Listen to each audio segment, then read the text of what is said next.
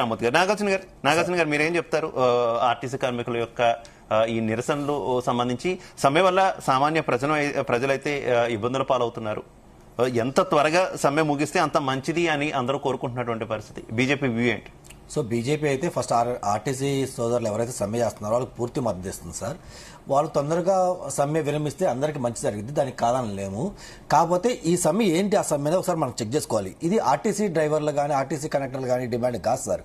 ఇది దొద్దులే శ్రీధరబాబు ఆధ్వర్యంలో ఉన్నాయి. ఏదైతే కాంగ్రెస్ అధికారం రావడానికి తన మేనిఫెస్టోలో పెట్టిన కొన్ని హామీల్ని ఈరోజు కార్మిక సోదరులు కానీ ఎవరైతే ఉన్నారో వాళ్ళు డిమాండ్ చేస్తున్నారు. మీరు పెట్టిన మేనిఫెస్టోలో ఉన్న హామీలు మీరు నెరవేర్చినాయా బాబు అని అంటున్నారు. వాళ్ళు పెట్టిన మేనిఫెస్టోలు బహుశా సోదరులు మర్చిపోయారు అనుకుంటా సార్.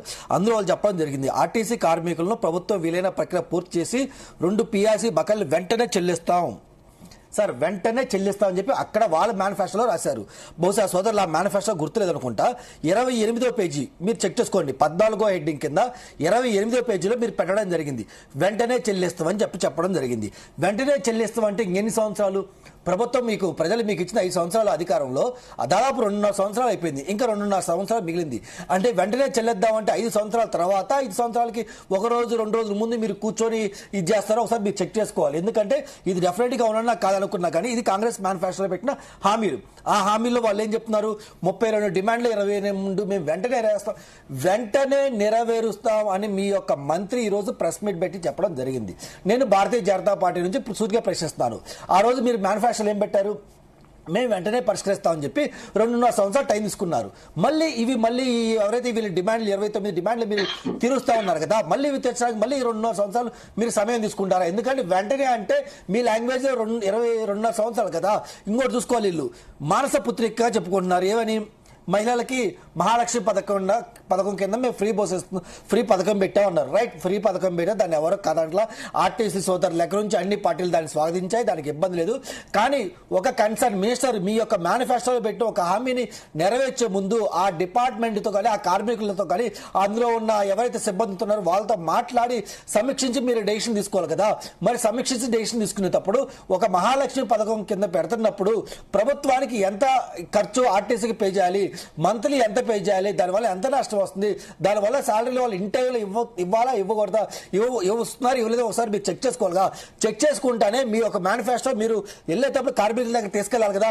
నేను పలానా మేనిఫెస్టోలో మీ హామీలు పెట్టాము, రైట్, మీరు ప్రభుత్వంలో విలీనం చేయాలి కదా. ఎలాగో మహాలక్ష్మి పథకం పెడుతున్నా కదా, ఈ ప్రభుత్వం విలీనం చేసి మహాలక్ష్మి పెడతామని చెప్పి మీరు ఆ రోజు ఎందుకు స్పందించినా, దేని గురించి మాట్లాడని చెప్పి నేను సూటిగా ప్రశ్నిస్తున్నాను సార్.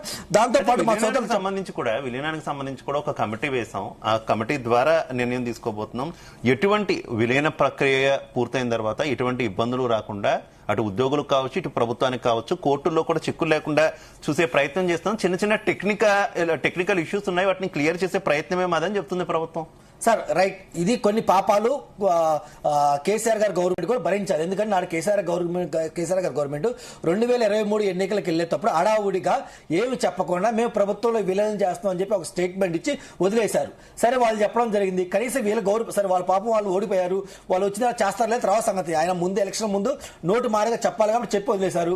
అట్లీస్ట్ ఎలక్షన్ అయిపోయిందా చేస్తారని మాకైతే నమ్మకం లేదు కానీ వాళ్ళు గవర్నమెంట్ వచ్చినా కానీ. సరే, ఇప్పుడు సోదరులు కాంగ్రెస్ పార్టీ గవర్నమెంట్ ఉంది. కాంగ్రెస్ పార్టీ గవర్నమెంట్ ఉన్నప్పుడు రాష్ట్ర ప్రభుత్వం ఏదైతే డెసిషన్లు తీసుకుందో ఆ డెసిషన్ల మీద ఒక వైట్ పేపర్ రిలీజ్ చేసి ఈ డెసిషన్లో ఇవి మంచి ఉండి ఈ చెడి ఉండి ఇవి మేము కంటిన్యూ చేస్తామని చెప్పి గత ప్రభుత్వం చేసిన పాలకులు చేసిన కొన్ని విషయాలను వీళ్ళు కంటిన్యూ చేయాలి కదా. ఆ కంటిన్యూ చేయట్లో ఎవరైతే వాళ్ళు ప్రభుత్వంలో విలీనం చేస్తున్నారో వీళ్ళు మేనిఫెస్టోలో పెట్టారు కాబట్టి 2.5 సంవత్సరాలు వీళ్ళు ఎందుకు యాక్షన్ తీసుకోలేదు? ఇంకొక లాజిక్ సార్, ఈ 29 డెసిషన్లో ఈ 29 ఏదైతే వాళ్ళు ఒప్పుకున్నారో అందులో ఒప్పుకోవడంలో ఒక కోరిక వాళ్ళు ఏం కోరికారంటే, గత ప్రభుత్వం 2010 అంటే ఈ మాటను ఎందుకు చెప్తున్నా అంటే, ఇందాక బీఆర్ఎస్ మిత్రులు మాట్లాడతా కూడా కేసీఆర్ చాలా పద్ధతిగా కార్మికులు చాలా వరకు న్యాయం చేశారు, వాళ్ళని గౌరవించారని చెప్పడం జరిగింది కదా. ఎంత బాగా గౌరవించారో ఒకసారి నేను ఎక్స్ప్లెయిన్ చేస్తున్నాను సార్. 2019లో ఏదైతే సకల సమ్మె కింద వాళ్ళు ఆర్టీసీ కార్మికులు బంధు పిలిపించారో ఈ ప్రజాస్వామ్యంలో బంధు పిలిపించడంలో తప్పులేదు. శాంతియుతంగా బంధు చేసుకునే అర్హత వాళ్ళకి రాజ్యాంగం కల్పించినప్పుడు డెఫినెట్ గా కేసీఆర్ ఎవరైతే బంధు చేస్తున్నారో ఆ బంధు చేస్తున్న కార్మికుల మీద కేసులు పెట్టారు సార్. ఆ కేసులు ఎత్తేయమని చెప్పి ఈ రోజు కాంగ్రెస్ పార్టీని వేడుకుంటే 2.5 సంవత్సరాలు అయితే వీళ్ళు చోద్యం చూస్తున్నారు సార్. వీళ్ళు అన్నారు మా దగ్గర బడ్జెట్ లేదు, ముఖ్యమంత్రి గారు అదే చెప్తారు, ఏమయ్యా నన్ను కోసుకుంటారా, నన్ను తింటారా, నన్ను పంచుకుంటారా, మీరు ఎంత చూస్తే అదే బడ్జెట్ ఉంది అని చెప్పి ముఖ్యమంత్రి గారు పదే చెప్తున్నారు.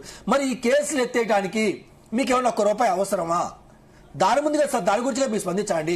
మీ దగ్గర డబ్బు లేదు అని చెప్తున్నారు, కానీ ఢిల్లీకి సంచులు పంపించడానికి కానీ మీ ముఖ్యమంత్రి గారు మానవ స్ఫూర్తికి ఏదైతే ఉందో మూసీ రైతులు ఎవరు 1,00,000 కోట్లు మళ్ళీ వీళ్ళు అప్పు చేయబోతున్నారు. దానికి మళ్ళీ సెంట్రల్ గవర్నమెంట్ పర్మిషన్ అడుగుతారు. మరి డబ్బులు లేవు అన్నారు, మళ్ళీ అప్పు చేస్తున్నారు. కార్మిక సౌకర్యాలకు మంత్లీ ఇవ్వాల్సిన 400 కోట్ల మటుకు టయానికి ఇవ్వట్లేదు, వాళ్ళ సాలరీ కూడా సరిగ్గా పడలేదు. ఇప్పటికీ 2,500 కోట్లు బకాయి ఉందని కార్మిక సోదరులు చెబుతా ఉన్నారు. మరి ఆ డబ్బులు మీరు ఎప్పుడు చేస్తారు ఏంటో అర్థం కావట్లా. పిఆర్సీ కూడా మీ గవర్నమెంట్ వచ్చి వెంటనే ఇస్తా అన్నారు, ఇంతవరకు పిఆర్సీ గతి లేదు. ఇంకా మా సోదరులు చెప్తా ఇంకొక మంచి క్వశ్చన్ సార్. ఇందాక మా సోదరులు చెప్తా కదా, మినిస్టర్ కూడా చెప్పారు. ఏం చెప్పారంటే ఏదైతే బస్సెస్ ఉన్నాయో ఈవీ బస్సుల గురించి మాట్లాడడం జరిగింది. ఈవీ బస్సులు సెంట్రల్ గవర్నమెంట్ ప్రాజెక్ట్ మేమే సబ్సిడీ ఇస్తున్నాం, మేము కాదని లేదు. మేము ఎందుకు సబ్సిడీ ఇస్తున్నాం?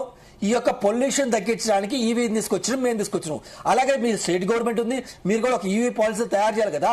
ఈ ఈవీ పాలసీ తయారు చేస్తా కూడా మా కార్మిక సోదరులు ఏమన్నారంటే ఇప్పుడున్న బస్సుల్లో 30% ఈవీ బస్సులు తీసుకొచ్చారు, వీళ్ళు కొత్తగా బస్సులు కొట్టలేదు, కొత్తగా స్టాఫ్ రిక్రూట్ చేయట్లేదు, ప్రైవేట్ సంస్థలు తీసుకొచ్చి అక్కడ ఈవీ టెండర్లు వాళ్ళ దగ్గర ఇచ్చి వాళ్ళ దగ్గర ఈవీ బస్సులు తీసుకొచ్చి వాళ్ళకి ఉన్న ఏదైతే ఆర్టీసీ యొక్క సంస్థలు ఉన్నాయో ఆర్టీసీ ప్లేస్ ఉన్నాయో వాళ్ళకి దానాదత్తం చేస్తున్నారు. ఎవరైతే ఆర్టీసీ బస్సులు మన ఓడు బస్సులు ఉన్నాయో బయట పార్క్ చేసుకోవడం కానీ ఆర్టీ ఎంప్లాయీస్ మీరు బయట ఉండమని చెప్పడం కానీ ఇవి జరుగుతుంది. అంటే ఇండైరెక్ట్ గా వీళ్ళు ప్రభుత్వంలో విలీనం చేస్తా అన్న మాట చెప్తూనే ఇండైరెక్ట్ గా వీళ్ళు ప్రైవేటైజేషన్ సైడ్ మొగ్గు చూపుతున్నారు అనేది కార్మికుల సోదరుల వాదన. నిజమే, ఎందుకంటే ఆర్టీసీ సంస్థలు ఏదైతే ప్లేస్ ఉన్నాయో అవి ప్రభుత్వం ప్రైవేట్ రంగానికి అప్పచెప్పడం ఏంటి సార్ దౌర్భాగ్యం. కాకపోతే ఆర్టీసీ సోదరులు వాళ్ళ కోసం పోరాటం చేయట్లా. ఈ రోజు ఆస్తులు ప్రజా ఆస్తులు, ఆర్టీసీ సోదరుల ఆస్తులు కూడా కాదు, ప్రజా ఆస్తుల కోసం వాళ్ళు పోరాడుతున్నప్పుడు ప్రజల తరఫున మేము కూడా మద్దతు ఇవ్వడం జరుగుతుంది సార్. రైట్ ఓకే నాగార్జున గారు. మనోహరరావు గారు, బీజేపీ నాయకులు మరి ఆయన నాలుగుంది కదా అని ఇష్టం వచ్చినట్టు అటు ఇటు తిప్పుతాడు. అసలు ఆర్టీసీ కేంద్ర ప్రభుత్వం పథకమే రాయితీ ఇవ్వాలంటే ప్రభుత్వం నుంచి పెట్టుకోవచ్చు ఆలోచన వచ్చింది. కానీ అట్లయితే మేము రాయితీలు ఇవ్వమని చెప్పి ఉన్న నిధులే ఇవ్వలేరు సక్రమంగా తెలంగాణకి. తెలంగాణ ఎదుగుతుంటే తెలంగాణలో వేరే ప్రభుత్వం ఉంటే తట్టుకోలేకపోతున్నారు. పక్క రాష్ట్రానికి నిధులు వరద పారిస్తున్నారు ప్రతి అంశంలో కూడా.